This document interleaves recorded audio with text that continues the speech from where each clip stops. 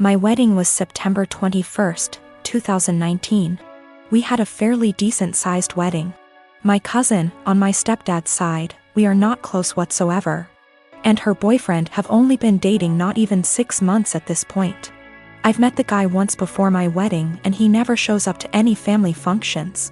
We're all having a great time at my wedding. My husband and I are mingling with guests while everyone dances. The next thing I know is my cousin's boyfriend asks the DJ for his mic and goes to the center of the dance floor saying he has an announcement to make and calls my cousin over. So, I rush over and say, "Nope, no one is getting engaged during my special day, especially during my reception. You can get engaged later tonight but not right now. It's my day. Thank you for understanding," and I go to walk away. My cousin starts puffing and my aunt, her mom, starts yelling at me and calling me an entitled brat. It causes a huge fight and they all end up leaving. My mom, stepdad, dad, and stepmom all are on my side and were even pissed that they think it's okay to do that during a wedding they all paid for. My nana, stepdad's mom, says I was wrong and told me to apologize and call them over and allow him to propose. Needless to say, it didn't happen. Flash forward to Christmas. It was terrible. My stepdad's entire side were rude and ignoring my husband and I. And of course, guess what happens? My cousin and her now fiancé announced their wedding date, September 21st, 2020. I'm beyond pissed and so not planning to go. It's my damn 1-year wedding anniversary. My family is upset that they would do that to piss me off for not allowing them to get engaged during my reception. My cousin says they chose to get married on their 1-year engagement anniversary. Either way, regardless of the real reason, I'm still upset. Of course, my nana is super excited. My husband Derek and I have been married for 3 years, together for 7 total. Several years ago, about 6 now, I guess, I worked closely with a male coworker, Paul, that Derek was never fond of. Paul and I never had an inappropriate relationship. Derek's jealousy wasn't completely out of nowhere. I get why he felt that way. Those couple years were a perfect storm of relationship stress. I was working long hours. We were living apart after trying and failing to move in together. Our relationship was still fairly new. And then you add in a handsome coworker I had to spend long hours with and saw more than my boyfriend at the time. Paul was the source of several fights. Again, we never did anything that wasn't completely kosher. Eventually I told Derek he needed to trust me and get over it, or we were going to have to break up. He said he would stop worrying, and for the most part things were good. When Paul transferred out of state a few months later, things were really good. There were no worries at all and our relationship has been amazingly strong ever since. This last weekend, my husband went out with a couple friends to some bars and a football game. When he came home, he was pretty wasted. We talked for a bit, and he mentioned how a friend of his had told him that he broke up with his girlfriend because she cheated on him. I commented on how that was a bummer and good for him for finding out before they got too serious. Derek, however, had a different take on it. He said it was a shame because they had seemed like a good couple and if they really loved each other his friend could move past the cheating. Just like he had with me. At first I thought my husband was admitting to cheating on me, and asked him what he meant. He told me he always knew that Paul and I had slept together at least once all those years ago. But he knew I was the one for him and forgave me. I told Derek that I had never so much as even hugged Paul, except maybe at his going away party, let alone slept with him. Derek sort of just patted me on the arm, said of course, and passed out.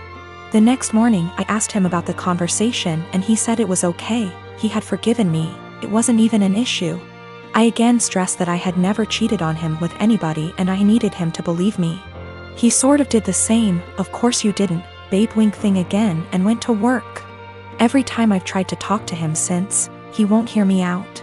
I'm this close to losing it with him. I need him to know that I never cheated, and I'm hurt that he thinks I would do something like that. What do I do? Do I just let him have this since it's not really hurting anything, or what? I don't want my own husband to think so little of me that he thinks I would cheat. That's not who I am. My brother-in-law has always been a bit of a ruckus. Just a very jolly guy, used to be a hard-partied when I first knew him but not so much now. I mean, he still likes to drink and he smokes weed, but nothing compared to how he used to be. He stays in the basement apartment, which is a full apartment, separate from ours, with a kitchen and bathroom etc. In our house ever since he lost his apartment. He has never really been able to keep a good job, no college education, and also ADHD. And we live in NYC, so affording rent is impossibly hard lately. This was supposed to be a temporary thing for him, out of desperation because he lost his apartment. I should say that he has gone through multiple phases of depression from just living hard much of his life. I remember seeing him when he was in his 20s and he was just a damn mess.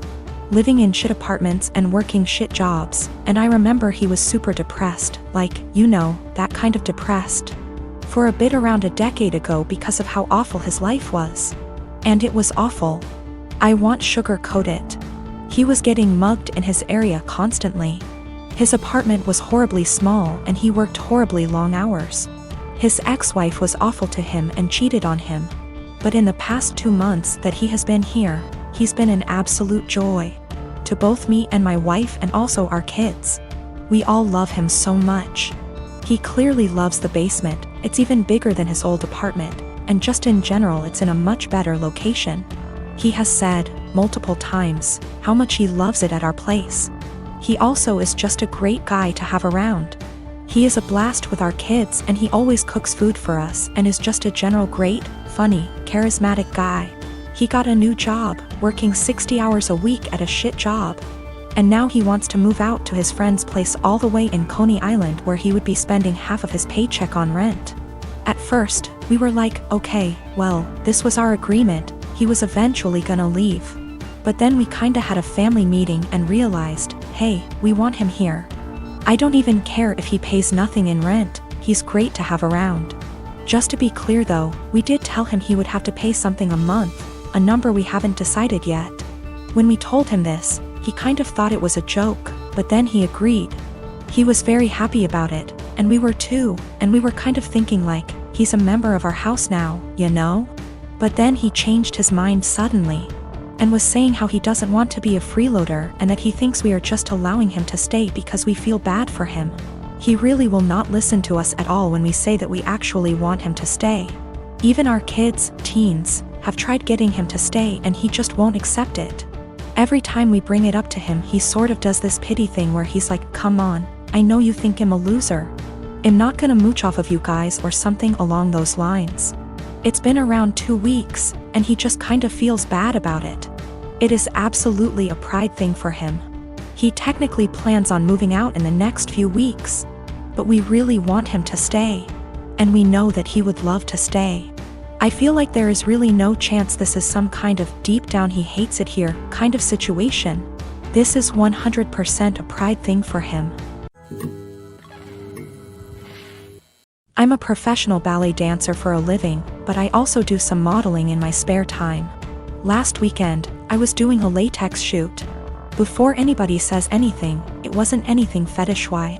It was just a shoot that called for wearing more uncommon types of fabrics. My outfit was a black full-body catsuit, so think of a skin-tight garment that covers from neck to toe, including gloves.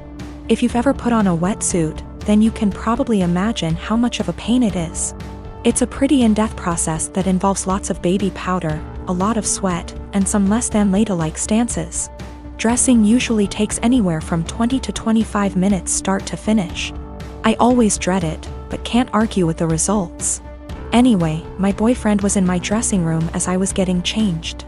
He doesn't always come along for shoots, but I needed him that day because my car is being repaired and we needed to go somewhere afterwards. His one kinda annoying thing is that he talks to me while I'm getting changed even though I very politely asked him to let me do it in peace. If I'm just putting on a dress or something less complicated, it's not a problem.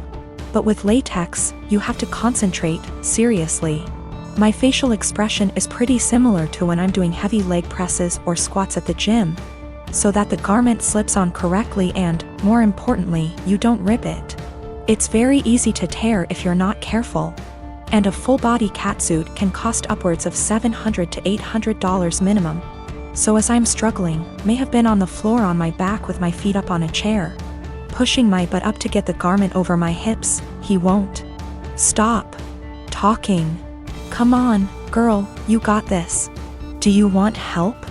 I don't think you put on enough baby powder. Babe, you got this, get that big ass in there.